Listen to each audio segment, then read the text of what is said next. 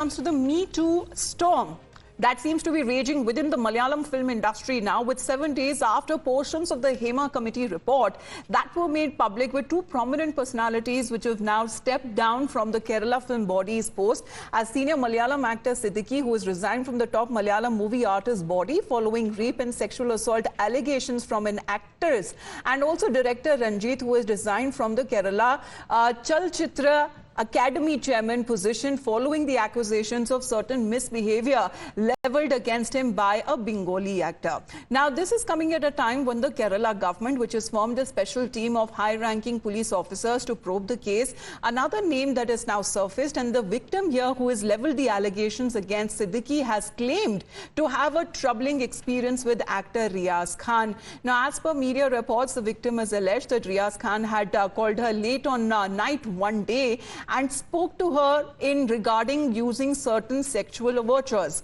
Now, the actress has claimed that Riaz Khan had asked her to introduce any friends of hers also who were ready to cooperate with him. Now, pressure which is on, building on the Kerala government, as well as more and more voices demanding action against wrongdoers, where the actors say that the stand of the Association of Malayalam Movie Artists should not be wobbly, and that the government should also create a system to prevent such cases. Calling for drastic changes within the actors' body, the vice president of the top Kerala Film Association has blamed the organization for not probing the complaint against Siddiqui back in 2018. Now, the Kerala government, which is facing flack from the opposition, says the culprits will not be spared. ഇതിൽ വളരെ വ്യക്തമായ നിലപാട് ഇതിനോടകം തന്നെ ബഹുമാനപ്പെട്ട മുഖ്യമന്ത്രി പറഞ്ഞു കഴിഞ്ഞു. ഞങ്ങൾ എല്ലാവരും പറഞ്ഞിട്ടുണ്ട്. അതായത് തെറ്റ് ചെയ്യുന്ന ഒരാളെ പോലും സർക്കാർ സംരക്ഷിക്കില്ല. അതിൽ ഒരു സംശയവും വേണ്ട. ആരാണെങ്കിലും തെറ്റ് ചെയ്യുന്നവരെ സർക്കാർ സംരക്ഷിക്കില്ല. ഇനി ഇതുമായി ബന്ധപ്പെട്ട് ആവശ്യമായിട്ടുള്ള എന്തൊക്കെ കാര്യങ്ങളാണ് എന്നുള്ളത്, അതിൽ നിയമ നടപടികൾ ആ തലത്തിൽ എങ്ങനെയാണ് എന്നുള്ളത് അത് സ്വീകരിക്കേണ്ടത് സർക്കാർ സ്വീകരിക്കുകയും ചെയ്യും. അതിലൊരു സംശയവും ഇല്ല.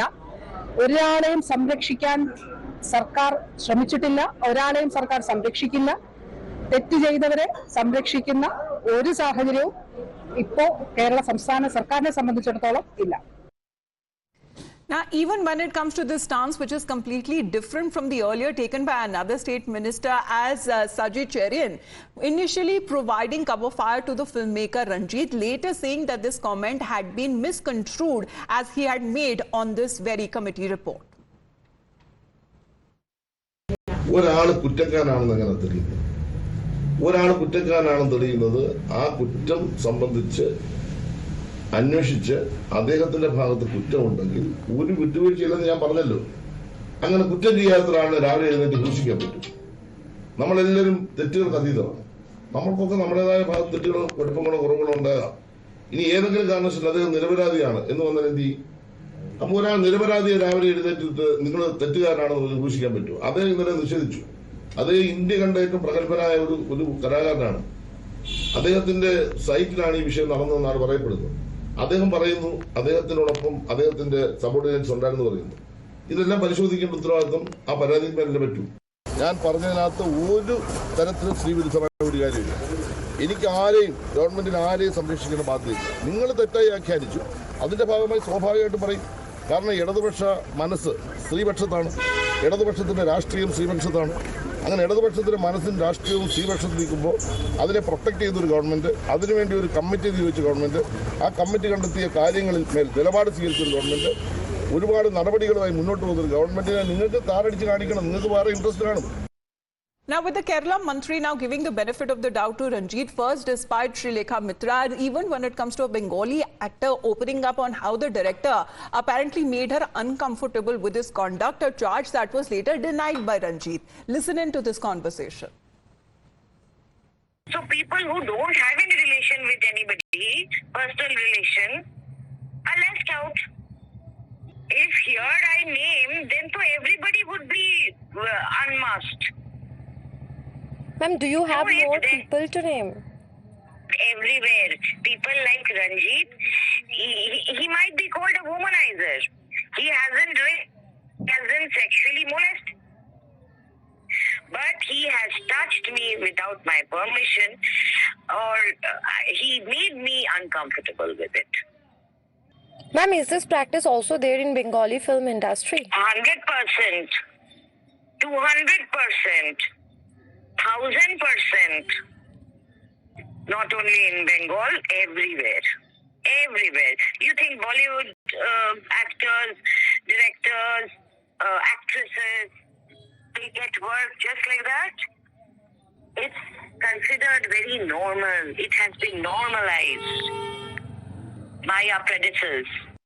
Well, the actor claiming that such kind of situations and circumstances that exist in other film industries as well. We also had a word with the victim who leveled allegations against Siddiqui and has also claimed to have a troubling experience with actor Riaz Khan. പണ്ട് നേരിട്ടതെന്നൊക്കെ പറയുന്നൊരു massive അറ്റാക്കാണ്. പറഞ്ഞതിൻ്റെ പേരിൽ മാത്രം abuses എല്ലാവരും കൂടെ അടുത്ത കുറേ കാര്യങ്ങളുമായിട്ട് തിരിച്ചടിക്കുന്നു.